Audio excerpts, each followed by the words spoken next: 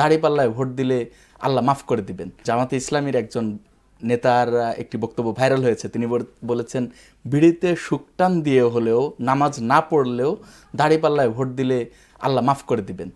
মানে এই ধরনের বক্তব্য এখন আসছে, যদি একটু বিশ্লেষণ করতেন। আমি পণ্ডিত না ধর্মশাস্ত্রে, ফলে আমি একজন মুসলিম হিসেবে আমি মনে করি যে বাংলাদেশে যেহেতু সংখ্যাগরিষ্ঠ জনগণ ইসলাম ধর্ম পালন করে, তাই ধর্মের ভিত্তিতে কিছু রাজনৈতিক দল তারা রাজনীতি করেন। আপনি এই রাজনীতিটা তারা ইংল্যান্ডে গেলে করতে পারবেন না, কিংবা এই রাজনীতিটা তারা ইউএসএতে গেলে করতে পারবেন না। এটা সেই দেশেই হয় যে দেশে সংখ্যাগরিষ্ঠ জনগণ যে ধর্ম পালন করে সেই ধর্মের ভিত্তিতে রাজনৈতিক দল তৈরি হয়। আপনি দেখবেন যে জার্মানিতে ক্রিশ্চিয়ান ডেমোক্র্যাট আছে, তো এরকম ভারতে বিজেপি আছে, যারা ধর্মভিত্তিক রাজনীতি করে, আসলে এক ধরনের ধর্মভিত্তিক জাতীয়তাবাদ, ধর্মভিত্তিক শাসন এগুলি করে। তো এটা মূলত ভোটের হিসাবের রাজনীতি।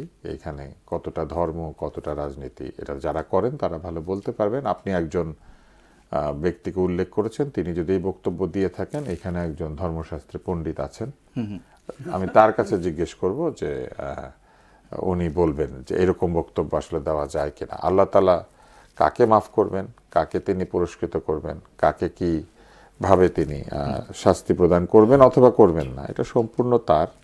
এবং কেউ যদি বলে যে এইভাবে না হলে এইভাবে, আমি মনে করি যে এটা আমাদের বলা উচিত নয়, সমীচীন নয়। আমাদের এমন কিছু বলা উচিত না যেখানে আমরা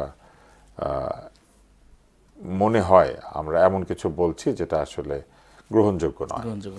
আর নানা সময় প্রতিশ্রুতি দেওয়ার যে বিষয় থাকে, প্রতিশ্রুতি তো আর তারা ধর্মের প্রতিশ্রুতি দেন না, প্রতিশ্রুতি দেন সাধারণ রাজনীতিবিদদের মতো রাস্তা বানাবেন, পুল বানাবেন, কালভার্ট বানাবেন। অন্য রাজনীতিবিদরা যা বলেন এরাও তাই বলেন।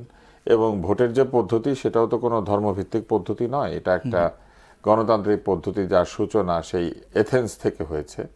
এবং এথেন্সে তো আর তখন ইসলাম ধর্ম ছিল না, পৃথিবীতেই ছিল না। তো এই ভোটের যে পদ্ধতি সেটা তো ধর্মভিত্তিক রাজনৈতিক দলের যে ধর্মীয় আদর্শ তার সঙ্গে যায় না। আর রাজনীতি করতে গেলে সবসময় তারা সত্য কথা বলতে পারেন কিনা, কিংবা সব প্রতিশ্রুতি দিলে তারা রক্ষা করতে পারেন কিনা, হিংসা বিদ্বেষ ছড়ান কিনা, এইগুলি হচ্ছে যার যার ব্যক্তিগত এবং দলীয় বিষয়। আমার মনে হয় যে তারা যদি প্রকৃতই সতর্ক থাকেন তাহলে এই সমালোচনাগুলির কোনো সুযোগ হয় না। আর আমরা চাইলে বা না চাইলে আমরা এটা বন্ধ করতে পারবো না যে একটা দেশের সংখ্যাগরিষ্ঠ জনগণ তাদের ধর্মভিত্তিক রাজনৈতিক দল করতে চাইলে তারা করবে কি করবে না। এটা বন্ধ করতে গেলেও গণতান্ত্রিক পদ্ধতিতে করতে হবে, এটা রাখতে চাইলেও গণতান্ত্রিক পদ্ধতিতেই রাখতে হবে। এটা ভালো যে তারা ওয়েস্টমিনস্টার টাইপের যে ডেমোক্রেসি আছেন সেই ডেমোক্রেসিতে সংসদ নির্বাচন করে সংসদের মাধ্যমে রাষ্ট্র পরিচালনা করার চেষ্টা করছেন। এটা ভালো যদি তারা এই তত্ত্বে আস্থা রেখে থাকেন। আর বাকি যা কিছু বলেন আমরা তো দেখতেই পাচ্ছি, ধর্মভিত্তিক রাজনৈতিক দল আবার ধর্মভিত্তিক রাজনীতির সঙ্গে একেবারেই একমত নয় এমন দলের সাথে ঐক্য করছেন, ভোটে জেতার জন্য তারা কৌশল করছেন, নানান ধরনের বক্তব্য দিচ্ছেন, যে বক্তব্যগুলি খুব একটা মনে হয় না যে এগুলি সাধারণ রাজনীতির বাইরে। এমনকি ক্ষেত্র বিশেষে তাদের মধ্যে কিছু কিছু উগ্রতা, কিছু কিছু উগ্র বক্তব্য দেখা যাচ্ছে।